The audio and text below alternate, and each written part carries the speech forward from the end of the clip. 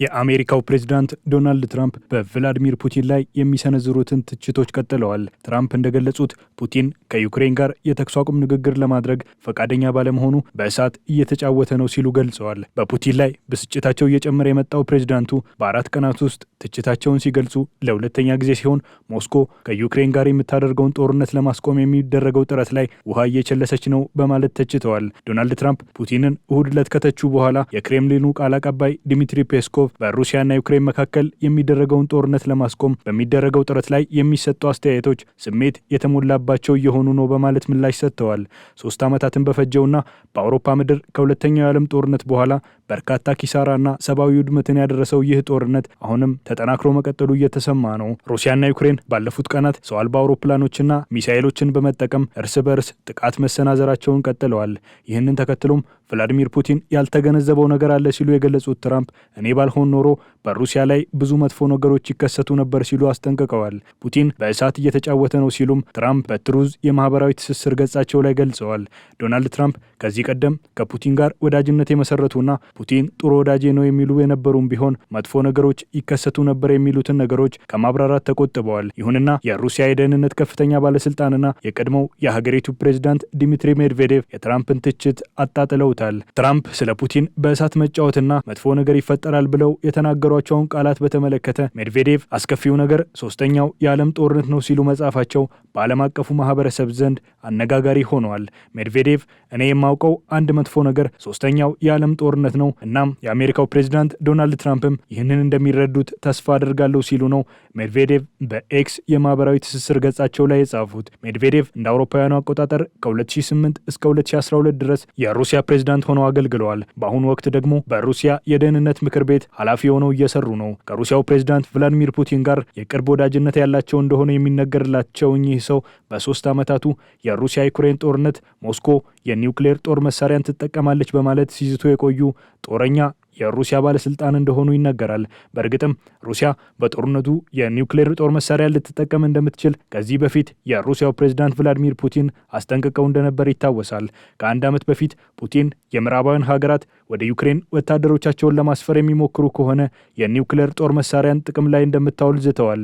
ይህ ደግሞ ለበርካታ 100 ዓመታት ሲገነባ የነበረን ስልጣኔ መና የሚያስቀር ነው ሲሉ ፑቲን አስጠንቅቀው እንደነበር ይታወሳል። የሩሲያና ዩክሬን ጦርነት ለማስቆም የሚደረገው ጥረት ፍሬ ያፈራ እንዳልሆነ በግልጽ እየታየ ይገኛል። ከዛ ባለፈም ባለፉት ጊዜያት ጦርነቱን ለማስቆም ጥረት እያደረጉ የሚገኙት ዶናልድ ትራምፕ ተደጋጋሚ ትችቶችን ወዳጄ ነው በሚሉት ቭላዲሚር ፑቲን ላይ እየሰነዘሩ ይገኛሉ። በትላንትናው ዕለት የሰነዘሩት ትችትም በ4 ቀናት ውስጥ ለሁለተኛ ጊዜ ነው። ትራምፕ እሁድ ዕለት በጻፉት ጽሑፍ ፑቲን በዩክሬን ላይ ከፍተኛ የአየር ጥቃት በማድረስ ፍጹም እብሪተኛ ሆኗል ሲሉ ገልጸው ነበር። በኮሎምቢያ ዩኒቨርሲቲ የጥናትና ምርምር ስራዎችን የሚሰሩት ፕሮፌሰር ራጃን ሜኖን ይህንን አስመልክተው ለዘ ጋርዲያን ይጽፋሉ።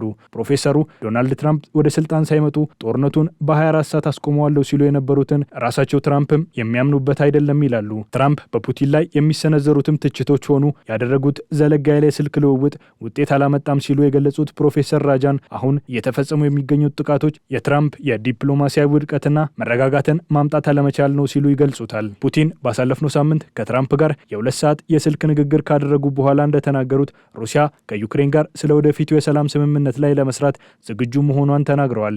ይህንን ተከትሎ የሩሲያው መሪ በሁለቱ ሀገራት መካከል የሚደረገውን ጦርነት ለማስቆም የጊዜ ገደብን ጨምሮ የተኩስ አቁም ስምምነትን መወሰን እንደሚያስፈልግ ገልጸዋል። ይህንን ተከትሎም በትላንትናው ዕለት ሩሲያ ተጠባቂውን የሰላም ስምምነት ረቂቅ እያዘጋጀች መሆኗን በመግለጽ በዚህ ረቂቅ ላይ የተኩስ አቁምን ለማድረግ እንደ ቅድመ ሁኔታ የምታስቀምጣቸውን ጉዳዮች እንደምታሰፍርም በውጭ ጉዳይ ሚኒስትሯ በኩል ገልጻለች። ይህ ረቂቅ በዝግጅት ላይ መሆኑን ያረጋገጡት የሩሲያ የውጭ ጉዳይ ሚኒስትር ቃል አቀባይ ማሪያ ዛካሮቫ የረቂቁ ዝግጅት ሲጠናቀቅ ለዩክሬን እንደሚቀርብ ጠቁመዋል ሲል ሮይተርስ በዘገባው አመልክቷል።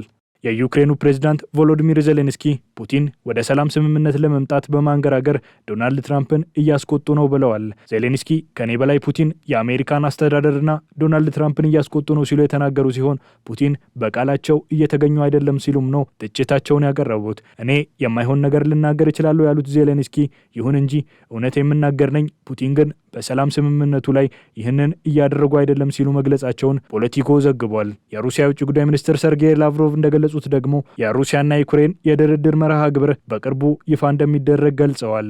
ላቭሮቭ ከዚህ ቀደም በቱርክ አሸማጋይነት የተደረገውን ጥረት እንደሚያደንቁ የገለጹ ሲሆን በቀጣይ የድርድሩ እቅድ ይፋ እንደሚደረግ አስረድተዋል። ከዚህ ጋር አያይዘውም የኔቶ ኃይሎች በሩሲያ ድንበር አቅራቢያ እየጨመረ የመጣ እንቅስቃሴያቸው አሳሳቢ ነው ብለዋል። የሩሲያው ፕሬዝዳንት ቭላዲሚር ፑቲን በሩሲያና ዩክሬን መካከል የሚደረገውን ጦርነት ለማስቆም ኔቶ የሚያደርገውን መስፋፋት እንዲቆም እንደሚፈልጉ የሚወጡ መረጃዎች እያመለከቱ ይገኛሉ። ሮይተርስ ለጉዳዩ ቅርበት አላቸው የተባሉ 3 የቅርብ ምንጮችን ዋቢ አድርጎ እንደዘገበው ፑቲን ኔቶ ወደ ምስራቅ የሚያደርገውን መስፋፋት እንዲገታ አጥብቀው ይፈልጋሉ። ለዚህም የምዕራባውያን ሀገራት የኔቶን መስፋፋት የሚገታ ሰነድ ፈርመው እንዲያዘጋጁ የሚፈልጉ እንደሆነም ተሰምቷል።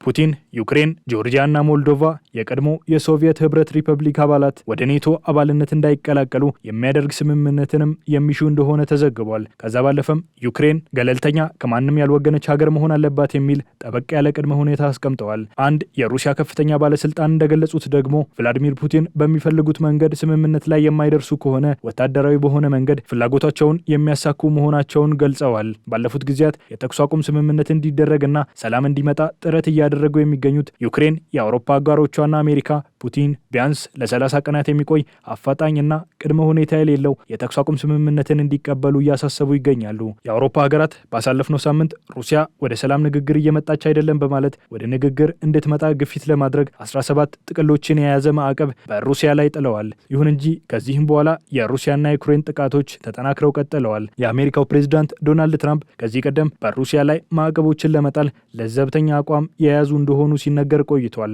የአውሮፓ ሀገራት ባሳለፍነው ሳምንት ማዕቀቦችን ሲጥሉ እርሳቸውም በተመሳሳይ ማዕቀቦችን እንደማይጥሉ ለአውሮፓ ሀገራት ገልጸውላቸው እንደነበር ተገልጿል። ይሁን እንጂ አሁን ዶናልድ ትራምፕ ማዕቀብ ሊጥሉ የሚችሉበት እድል እንዳለ እየተነገረ ይገኛል። የአሜሪካ ባለስልጣናት በሩሲያ ላይ ማዕቀቦችን እንዲጥሉ ለማድረግ የሚያስችል ሰነድ በማዘጋጀት ግፊት እያደረጉ የቆዩም ቢሆን ይሁንና ዶናልድ ትራምፕ ባለፉት ጊዜያት ሩሲያ ላይ ማዕቀብ የሚጣል ከሆነ አገሪቱ ወደ ሰላም ንግግር ለመምጣት ፍላጎቷን በመገደብ ይበልጥ ጥቃቶችን ታጠናከራለች ብለው የሰጉ በመሆናቸው ማዕቀብ ለመጣል እንዳልፈለጉ ተነግሯል።